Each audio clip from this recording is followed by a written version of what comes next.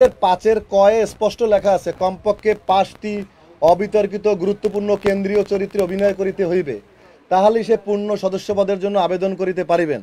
আবেদনপত্র কার্যকরী পরিষদে গৃহীত হইলে সে পূর্ণ সদস্যপদ লাভ করিবেন। তবে উল্লেখ্য, তাকে পেশাগতভাবে অবশ্যই চলচ্চিত্র অভিনয় শিল্পী হইতে হইবে।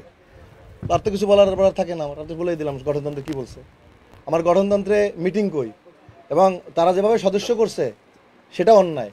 সদস্যর নিয়ম হচ্ছে সবাই ফর্ম জমা দেবে, একটা ইসি মিটিং হবে, সেই মিটিংয়ে সবাই ভাইবা নেবে, ইন্টারভিউ নেবে প্রতি ডিসেম্বরের শেষে। প্রতি বছর ডিসেম্বরের শেষে নিয়ম হচ্ছে সদস্য নেওয়ার, যেটা আমরা করেছিলাম। আমরা মাত্র 18 জনকে সদস্য করেছিলাম, সব শিল্পী।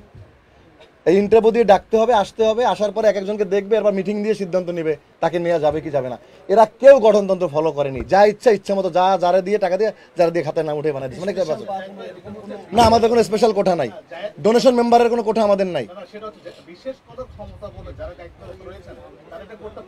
না না, আমাদের গঠন মাননীয় প্রধানমন্ত্রী শেখ হাসিনা তো একটা গঠনতন্ত্রের জন্য নির্বাচনটা দিলেন।